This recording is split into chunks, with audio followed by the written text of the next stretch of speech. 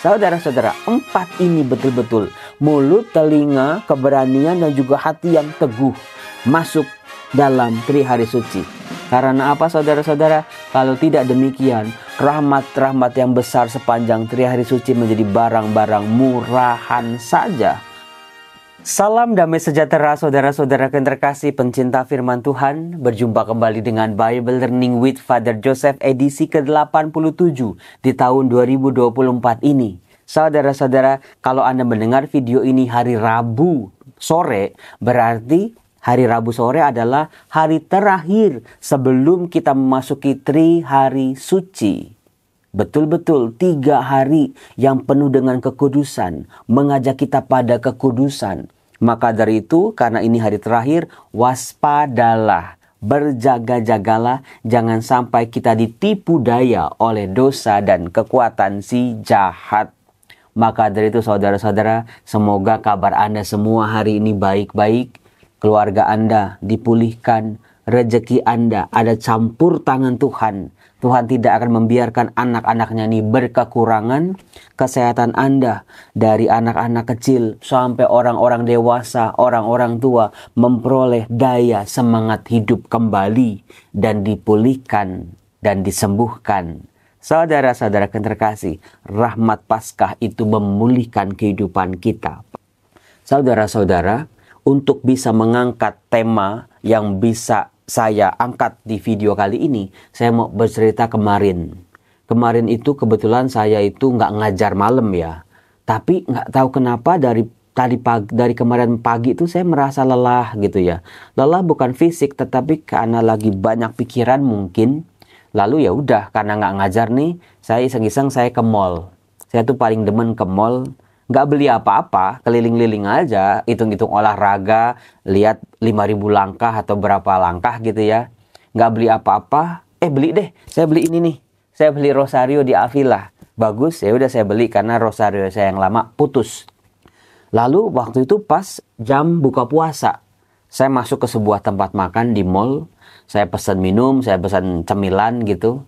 Lalu tiba-tiba seorang karyawannya datang kepada saya dengan senyuman, "Pak, selamat berbuka puasa." Lalu saya dikasih puding. Pudingnya enak sekali. Terus saya bilang, "Ini gratis?" "Iya Pak, ini free, nggak bayar."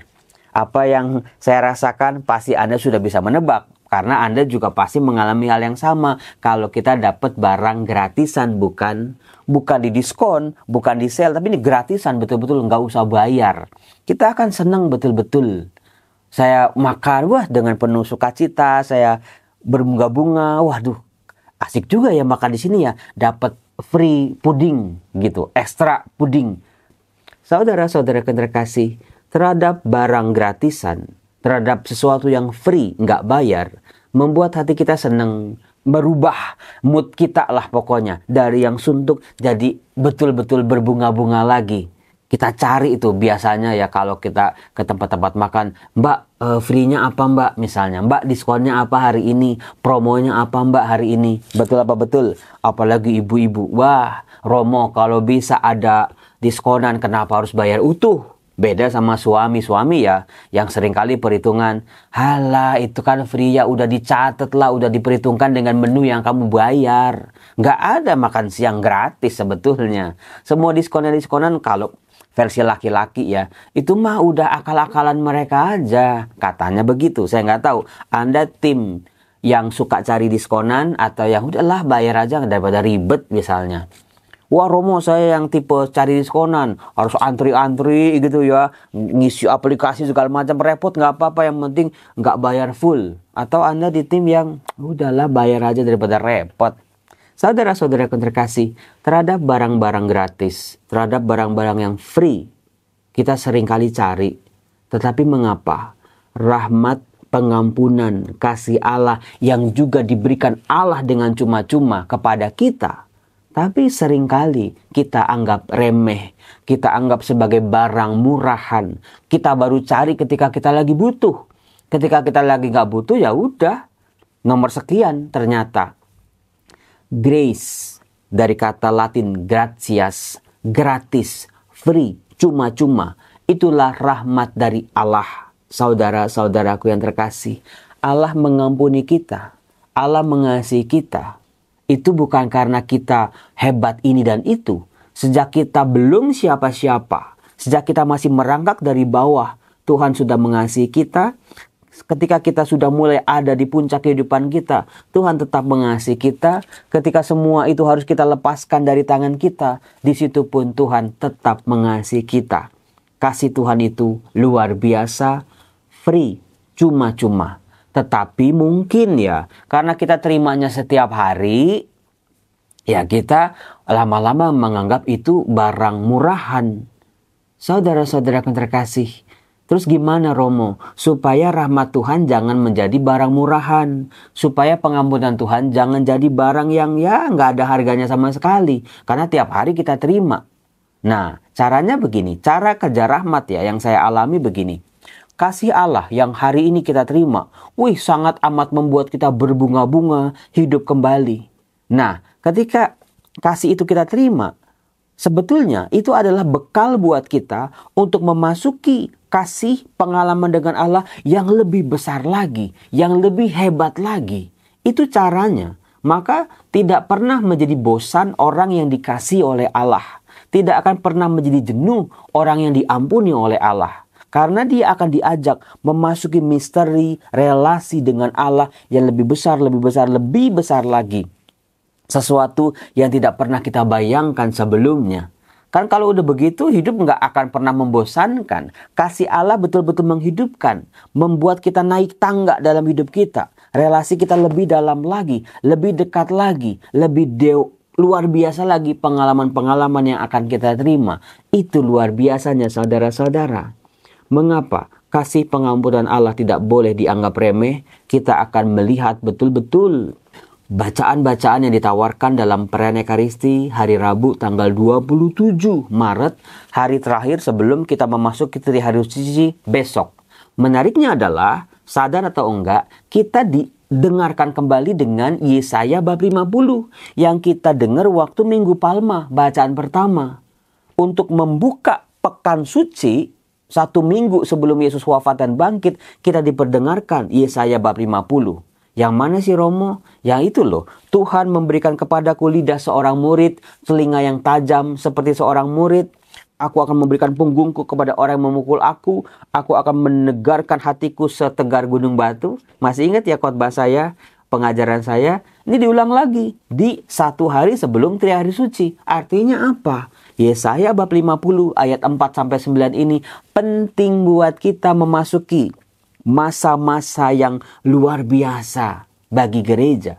Pengalaman iman gereja, sengsara Yesus Kristus yang sudah betul-betul ada di depan mata. Siapkan hati kita, mulut, telinga, keberanian, dan juga sikap hati. Itu pesan dari Yesaya bab 50. Saya ulangi lagi ya.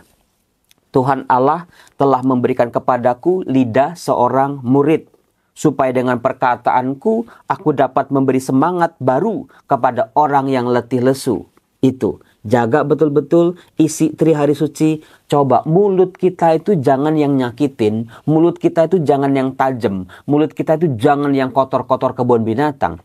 Tapi mulut yang bisa memberikan semangat kepada orang yang letih lesu. Setiap pagi ia mempertajam pendengaranku untuk mendengar seperti seorang murid. Betul-betul buka telinga, baca firman Tuhan, banyak-banyak berdoa, betul-betul bersihkan diri. Karena Trihari Suci akan betul-betul akan menantang iman kita, menantang relasi kita dengan Tuhan. Ikut sengsara Tuhan. Bukan jadi penonton, bukan ikut-ikutan, tapi masuk betul-betul dengan sepenuh hati kita. Kemudian dikatakan, aku memberi punggungku kepada orang-orang yang memukul aku, pipiku kepada orang-orang yang mencabut janggutku. Aku tidak menyembunyikan mukaku ketika aku dinodai dan diludahi. Keberanian untuk menghadapi masalah, jangan lari, jangan takut, jangan menunda masalah. Hadapi dengan keberanian bersama Tuhan. Dikatakan, Tuhan Allah menolong aku. Sebab itu aku tidak akan mendapat noda. Dilanjutkan, aku meneguhkan hatiku seperti teguhnya gunung batu. Saudara-saudara, 4 ini betul-betul mulut, telinga, keberanian, dan juga hati yang teguh masuk dalam Trihari Suci. Karena apa saudara-saudara? Kalau tidak demikian, rahmat-rahmat yang besar sepanjang 3 hari suci menjadi barang-barang murahan saja. Contohnya adalah lagi-lagi dibahas dalam bacaan Injil dari Injil Matius bab 26 ayat 14 sampai 25. Kan kalau beberapa minggu yang lalu kan Yohanes terus dibacakan. Sekarang Matius bab 26 berbicara tentang Yesus memperingati Yudas. Seperti kemarin kita mendengar di bacaan Injil kemarin, Yesus memperingati Yudas, Yesus memperingati Petrus dari Yohanes 13. Sekarang kita mendengarkan versi Matiusnya nih. Hampir sama, tetapi Matius mempunyai penekanan-penekanan yang berbeda, sehingga kalau kita baca secara bersama-sama, kita akan menemukan gambaran yang lebih utuh lagi. Dikatakan, sekali peristiwa seorang dari ke-12 murid Yesus bernama Yudas Iskariot pergi kepada imam-imam kepala. Saya sudah pernah bercerita di video Bible Learning 4 kali soal Yudas, nggak perlu saya ulang lagi. Yudas punya hidden agenda, punya agenda terselubung karena dia mau menjadikan Yesus pahlawan bagi bangsanya. Maka untuk memicu itu, Yudas minta imam-imam kepala menangkap Yesus. Nah, dikatakan, apa yang hendak kamu berikan kepadaku supaya aku menyerahkan dia kepada kamu? Di sini Yudas menyerahkan gurunya, tetapi dia mengambil keuntungan berupa uang 30 keping perak. Yang seharga kurang lebih itu 1,5 juta. Tapi jumlah ini ternyata bervariasi, bisa sampai puluhan juta juga, tergantung bagaimana cara menghitungnya.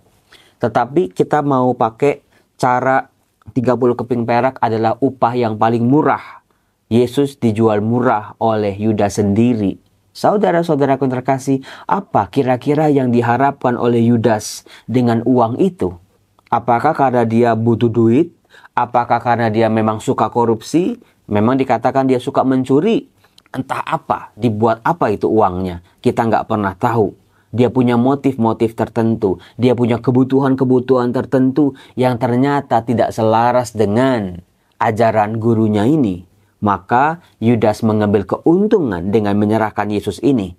Dikatakan Yudas mencari kesempatan yang baik untuk menyerahkan Yesus. Jadi saudara-saudara, sudah sejak lama Yudas mencari kesempatan yang baik bagaimana Tuhan Yesus ini bisa ditangkap oleh para imam-imam kepala ini. Nah, pada hari pertama hari raya roti tidak beragi, saat orang-orang menyucikan dirinya supaya bisa merayakan Paskah, datanglah murid-murid Yesus dan berkata kepadanya, "Di mana engkau kehendaki kami mempersiapkan perjamuan Paskah bagimu?" Jawab Yesus, "Pergilah ke kota kepada si Anu dan katakan kepadanya, beginilah pesan guru, waktuku hampir tiba. Di dalam rumahmu lah aku mau merayakan Paskah bersama dengan murid-muridku." Ini kan ternyata betul-betul ringkasan atau simpulan dari video-video Bible Learning mengundang Yesus. Yang kedua, rayakan Paskah bersama-sama dengan Yesus. Apakah Paskah juga akan terjadi di dalam rumahku? Paskah bukan terjadi di gereja, di paroki dengan nyanyian-nyanyian yang hebat-hebat. Apakah Paskah juga bisa terjadi dalam rumahku? Tuhan Yesus mengatakan, aku mau merayakan Paskah di rumahmu. Saudara-saudara, itu kan sebuah, waduh ini baru tahu Romo, bagus banget ini. Semangat kebangkitan, pemulihan, pengampunan, kesetiaan, hidup baru, hati yang baru terjadi di rumahku mulai tahun ini. Saya berharap sungguh-sungguh Romo. Terima kasih buat Matius bab 26 ini. Keren banget. Lalu dikatakan para muridnya melakukan seperti apa yang ditugaskan Yesus dan mereka betul-betul melihat apa yang dikatakan Yesus sungguh-sungguh terjadi. Saudara-saudara, kalau Tuhan bilang Tuhan mau merayakan Paskah di rumah kita, itu sungguh-sungguh sebuah janji yang akan menjadi kebenaran. Betul-betul. Buka hati. Tuhan masuk, campur tangan dalam keluargaku. Termasuk relasi-relasinya, termasuk rezekinya, termasuk hutang-hutangnya, termasuk kesehatan-kesehatan, pemulihan-pemulihan, termasuk anak-anak, keturunan, dan lain sebagainya. Tuhan, aku mau Engkau merayakan Paskah di rumahku. Setelah hari malam, Yesus duduk makan bersama dengan ke-12 murid itu, ketika sedang makan, Yesus berkata, "Aku berkata kepadamu, sesungguhnya seorang di antara kamu akan menyerahkan aku." Kalau versinya Yohanes dikatakan dengan haru, Yesus mengatakan kalimat ini. Nah, dari versinya Matius dikatakan ya, dan dengan hati yang sangat sedih, berkatalah mereka seorang demi seorang kepada Yesus. Jadi ini digambarkan para murid merasa iba, merasa hatinya sedih dengan kata-kata Tuhan ini. Dikatakan, "Bukan aku ya Tuhan." Sebuah lagi-lagi cara aman menyangkal atau tidak mengakui kelemahan-kelemahan manusiawi para murid ini. Yesus menjawab, "Dia yang bersama-sama dengan aku mencelupkan tangannya ke dalam pinggan ini, dialah yang akan menyerahkan aku. Anak manusia memang akan pergi sesuai dengan ada yang tertulis tentang dia. Tapi celakalah orang yang oleh anak manusia itu diserahkan. Adalah lebih baik bagi orang itu sekiranya ia tidak dilahirkan." Saudara-saudara yang terkasih, disinilah jalan terjal buat Yudas. Dia sebelum Yesus ngomong seperti ini, dia sudah punya hidden agenda, kesepakatan dengan imam-imam kepala. Yesus cuma bilang, mengingatkan sekali lagi, "Apakah kamu sadar dengan tindakanmu ini, Yudas?" Tetapi Yudas, apa yang dilakukan oleh Yudas? Di Injil Matius, Yudas akhirnya bersuara. Kalau di Injil Yohanes kan Yudas nggak ngomong apa-apa. Baru di Injil Matius, lebih dari sisi yang lain lagi dikatakan, Yudas yang hendak menyerahkan Yesus itu menyaut, "Bukan aku ya Rabi." Kata Yesus kepadanya, "Engkau telah mengatakannya." Murid-murid yang lain berkata tadi apa? "Bukan aku, Tuhan." Sementara Yudas berkata, "Bukan aku ya Rabi." Rabi artinya guru. Dari sini kita bisa melihat sampai detik terakhir saja, Yudas hanya bisa sampai memahami Yesus sebagai guru. Padahal murid-murid yang lain memang di awal mereka melihat Yesus sebagai guru. Mereka jadi murid-murid Yesus, lalu mengalami Yesus sebagai nabi, sebagai penyembuh, sebagai pembuat mukjizat. Lalu murid-murid lain sampai pada pemahaman, "Bukan aku, Tuhan," menyapa Yesus sebagai Tuhan. Sementara Yudas hanya menyapa Yesus sebagai Rabi. Dari sini aja udah kelihatan beda levelnya.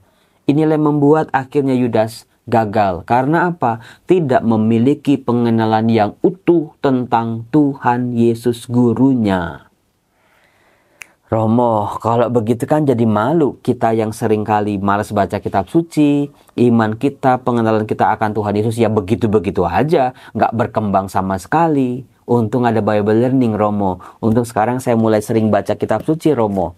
Mengenal siapa Tuhan bagiku, bagi keluargaku, bagi seluruh kehidupan semesta ini.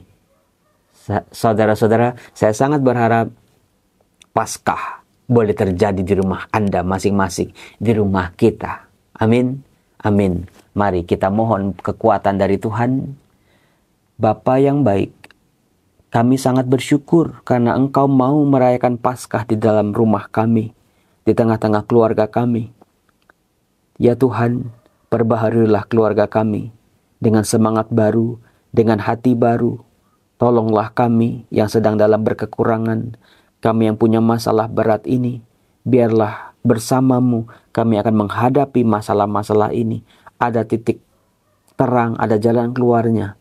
Dalam nama Yesus Kristus kami berdoa. Berkatilah kami anak-anak-Mu ya Bapa. Dalam nama Bapa dan Putra dan Roh Kudus. Amin. Salam, Tuhan berkati.